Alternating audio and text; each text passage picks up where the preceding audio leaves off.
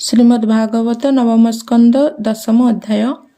ଏମନ୍ତେ ବରୁଣର ବାଣୀ ଶୁଣି ଚଳିଲେ ରଘୁମଣି, ସଙ୍ଗତେ ଘେନି କପି ବଳ ଲଙ୍କାରେ ସଂଯୋଗୀ ଅନଳ। ରାକ୍ଷସ ସଙ୍ଗେ ଯୁଦ୍ଧ କରି ଅନେକ ବଳ ତା ସଂହାରି, ସୀତାହରଣ ଦୋଷ ଫଳେ ସର୍ବେ ସଂଗ୍ରାମେ ନାଶ ଗଲେ। ଦେଖିଣ ବୀରଙ୍କ ମରଣ ରଥ ଆରୋହିଲା ରାବଣ, ବସି ପୁଷ୍ପକ ଦିବ୍ୟ ଯାନେ ମିଳିଲା ରାମ ସନ୍ନିଧାନେ। ରାମ ରାବଣ ମୁଖ ଚାହିଁ କହନ୍ତି କୋପ ଭର ହୋଇ, ମୋ ନାରୀ ଆଣିଲୁ ଚୋରାଇ ତପ ପ୍ରଭାବେ ଗର୍ବ ବହି। ଆଜ ସାରିବି ତପ ଫଳ ହେଳେ ଗଞ୍ଜିବି ତୋର ବଳ। ଏମନ୍ତ କହି ରଘୁନାଥ କୋପେ କୋଦଣ୍ଡ ଧରି ହସ୍ତ, ବଜ୍ର ସମାନ ରାମ ସର ଭେଦିଲା ଅସୁର ହୃଦର। ରଥୁ ପଡ଼ିଲା ଭୂମି ତଳେ ଦଶ ବଦନୁ ରକ୍ତ ଗଳେ, ଭୂମି କମ୍ପିଲା ଥର ହର ଶବଦ ଶୁଭେ ମହାଘୋର। ରାବଣ ହତ ଶୁଣି କର୍ଣ୍ଣେ ସଭ୍ରମେ ଅନ୍ତପୁର ଜନେ, ତକ୍ଷଣେ ମଦୋନ୍ଦରୀ ତୁଲେ ରାକ୍ଷସୀ ଗଣ ଉଭାରିଲେ। ରୋଦନ କରନ୍ତି ବିକଳେ ଶବଦେ ଭୁବନ ଉଛୁଳେ, ମିଳିଲେ ରଣଭୂମି ମଧ୍ୟେ ସ୍ୱାମୀ ମରଣେ ମନ ଖେଦେ। ହୃଦୟେ ବେନି କର ତାଡ଼ି ହେ ନାଥ ବୋଲି ପାଦେ ପଡ଼ି, ରାକ୍ଷସ ନାରୀଙ୍କ ରୋଦନ ପୁରିଲା ଧରଣୀ ଗଗନ।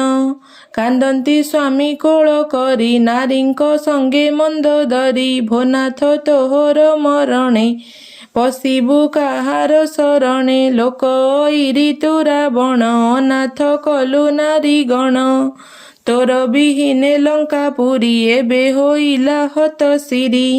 ତୁ ନାଥ କାମ ବଶ ହୋଇ ଛନ୍ଦେ ହରିଲୁ ବୈଦେହୀ, ସେ ଦୋଷ ତୋତେ ନାଶ କଲା ମରଣ ଦଶା ଦିଆଇଲା। ଅନାଥ କଲୁ ଦଶ ଶିର ଆମ୍ଭ ସଙ୍ଗତେ ଲଙ୍କାପୁର, ଦେହକୁ କଲୁ ଗୃଧ୍ର ଘାସ ଦେହକୁ କଲୁ ଗୃଧ୍ର ଗ୍ରାସ। ନରକେ ହୋଇବୁ ପ୍ରବେଶ ଏମନ୍ତେ ସର୍ବନାରୀ ଜନେ, ପ୍ରାଣ ଛାଡ଼ିଲେ ହୁତାସନେ ରହିଲା ମନ୍ଦୋଦରୀ ଶେଷ।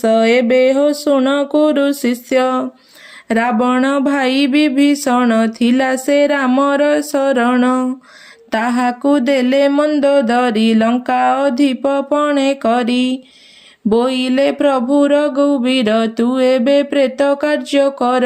ଏମନ୍ତ ଆଜ୍ଞା ତାକୁ ଦେଲେ ଅଶୋକ ବିପିନେ ମିଳିଲେ, ସୀତାଙ୍କୁ ଦେଖିବେନି ଡଳେ ଅଧବଦନେ ବୃକ୍ଷ ମୂଳେ। ରାମ ବିଚ୍ଛେଦ ବ୍ୟାଧି ଜୋରେ କୁସିତ ଅମିତ ଅପରେ, ନୟନେ ଅଶ୍ରୁ ଜଳ ପୁରି ହାସିତା ବୋଲି କରେ ଧରି। ଜାନକୀ ପ୍ରଭୁ ମୁଖ ଚାହିଁ ବେଗେ ଉଠିଲେ ଜ୍ଞାନ ପାଇ, ଆଦିତ୍ୟ ଦେଖି ପଦ୍ମ ଜେହ୍ନେ ଅନାଇ ଉନ୍ମିଳ ଲୋଚନେ। ରାମର ହସ୍ତେ ହସ୍ତ ଦେଇ କାଞ୍ଚନ ବିମାନ ଆରୋହୀ, ଲକ୍ଷ୍ମଣ ହନୁମନ୍ତ ତୁଲେ ରାମ ବିମାନେ ବିଜେ କଲେ। ବିଭୀଷଣକୁ ଦାଶରଥି ଲଙ୍କାରେ କଲେ ଅଧିପତି, ବୋଇଲେ ହୁଅ ତୁ ଅମର କଳ୍ପେ ପର୍ଯ୍ୟନ୍ତ ଭୋଗ କର। ବିଭୀଷଣକୁ ରାଜା କରି ରାମ ବିଜୟ ନିଜ ପୁରୀ, ପିତା ଉଦ୍ଦେଶ୍ୟ ବନବାସ ପୁରିଲା ଦ୍ୱାଦଶ ବରଷ। ରାମ ବିଜୟ ଇନ୍ଦ୍ର ଚାହିଁ ସ୍ୱର୍ଗୁ କୁସୁମ ବରଷଇ, ଗଗନେ ଦେବେ ପନ୍ତି ପନ୍ତି ରାମ ବିଜୟ ଦେଖୁଛନ୍ତି। ରାମ ବିଚ୍ଛେଦ ଦୁଃଖ ମନେ ଭରତ ବୁଲେ ତପୋବନେ, ତାର ଚରିତ ଶୁଣି କର୍ଣ୍ଣେ ଯେବା କହିଲେ ମୁନି ଜନେ। କଠୋର ତପବନେ କରି ସେ ବ୍ରହ୍ମଚାରୀ ରୂପ ଧରି, ନିରୀହ ଭାବେ ବଞ୍ଚେ ଦିନ ବକଳ କରି ପରିଧାନ। ପିଙ୍ଗଳ ଜଟା ଭାର ସୋହେ ହସ୍ତେ ତ୍ରିଦଣ୍ଡୀ ସଜ ବହେ, ରାମ ପାଦୁକା ଅଗ୍ରେ ଥୋଇ ନିଶ୍ଚଳ ଚିତେ ନିତ୍ୟ ଧ୍ୟାଇ।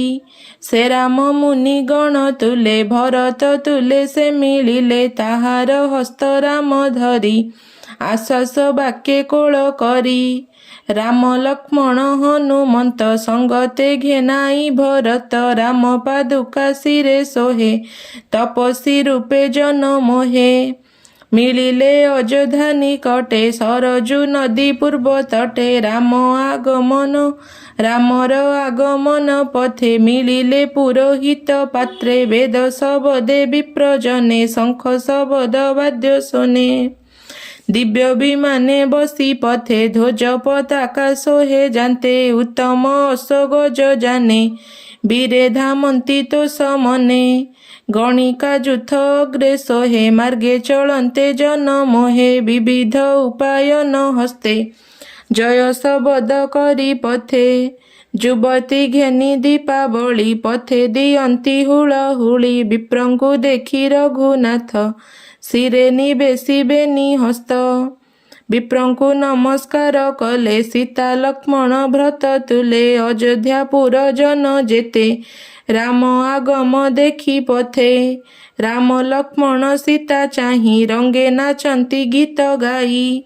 राम पादुका घेनि शिरे संजुते चामर से धरे भरत जले राम पासे विबुधे देखन्ति आकाशे सुग्रीव विभीषण बेनि चलन्ति श्वेत छत्र घेनि शत्रुघ्न करे धनुषर सेवक घेनि संगतर मुंडन करी जटा भार घेनाई नाना उपहार जानकी करे कमंडल पूरित नाना तीर्थ जल अंगद हस्ते खड्ग सोही सुवर्ण सते चंद्र जही संगे चलन्ति जुथ जुथ मध्ये विजय रघुनाथ नमिले गुरु पत्नी पादे कौशल्या चरणे आनंदे रामकु देखि मातृगण हरसे करन्ति कल्याण प्राणकु पाई तनु जेह्ने उठे आनंदे तो समने तेसन होई मातृगण रामकु करन्ति कल्याण आनंदे अश्रुजल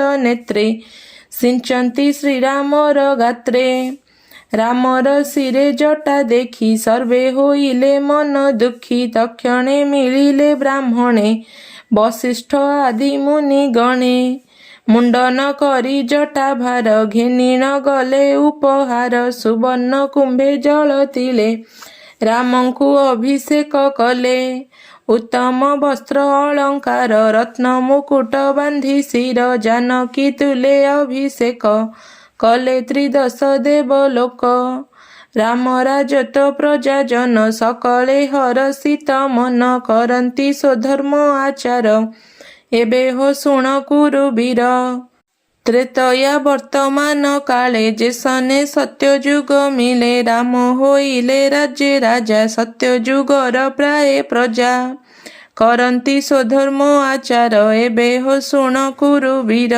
वन पर्वत नदी नद दीप बरस सिंधु भेद प्रजांक कामधेनु प्राय सर्वे होइले रसदाय नासिले आधि व्याधि व्यथा वृद्धे होइले सामरथा से राम एक पत्नी व्रत आचरे राजऋषि व्रत आचरी गृह मेधि धर्म शुभे सकल क्रिया कर्म जानकी रामर चरणे स्वधर्मे खटे अनुक्षणे कहई विप्र जगन्नाथ नवम स्कंदे भागवत आदित्य वंशानुचरित सुजने शुण अविरत तरिब ए भव जलधि श्रवणे शुण निरवधि इति श्रीमद्भागवते महापुराणे परमहंस्यां संहितायां वैयासिक्यां नवमस्कन्धे रामचरित वर्णने 10 अध्यायः।